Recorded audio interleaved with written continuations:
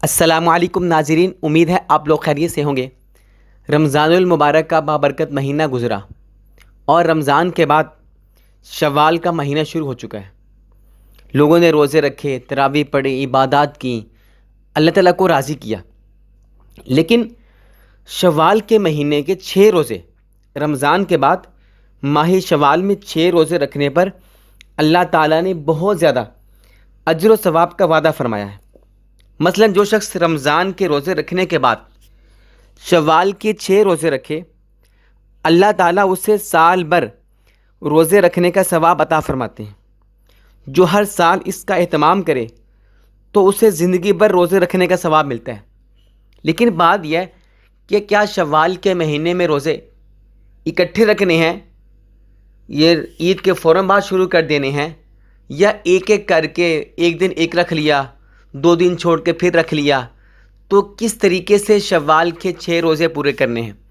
آج میں آپ کو اس ویڈیو میں شوال کے 6 روزوں کی فضیلت بھی بتاؤں گا، اور یہ بھی بتاؤں گا کہ یہ روزے اس مہینے میں کس طرح رکھنے ہیں۔ آیا اکٹھے رکھنے ہیں یا ایک ایک کر کے ایک دن رکھ لیا، 2 دن چھوڑ کے پھر رکھ لیا، اس طرح 6 روزے پورے کر لیے؟ کیا اس طرح رکھنے ہیں؟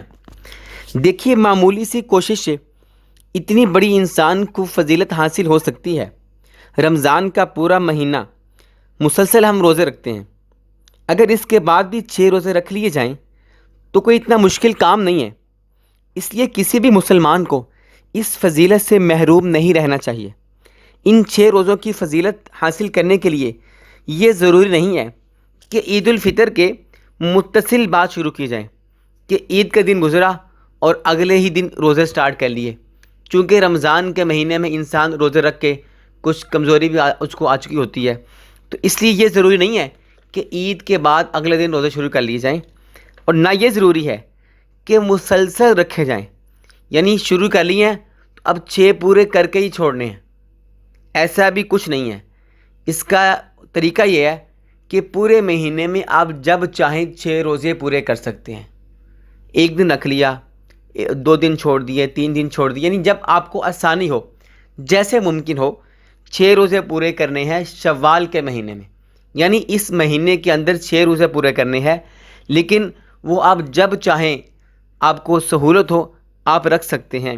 پورے مہینے میں آپ جس طرح ترتیب بنانا چاہیں بنا سکتے ہیں۔ اس کی فضیلت کیا ہے؟ حضرت ابو ایوب رضی اللہ تعالیٰ عنہ فرماتے ہیں کہ نبی کریم صلی اللہ علیہ وسلم نے ارشاد فرمایا، جس نے رمضان کے روزے رکھے پھر اس کے بعد شوال کے 6 روزے رکھے اور ہر سال ایسا ہی کرتا رہے تو وہ ایسا ہے جیسے اس نے زندگی بھر کے روزے رکھے۔ حضرت ثوبان رضی اللہ تعالیٰ عنہ سے روایت ہے کہ رسول اللہ صلی اللہ علیہ وسلم نے ارشاد فرمایا، جس شخص نے عید الفطر کے بعد 6 روزے رکھے تو وہ 7 سال بھر روزے رکھنے والا ہوگا، اور جو شخص ایک نیکی کرتا ہے اسے 10 نیکیوں کے برابر اجر ملتا ہے۔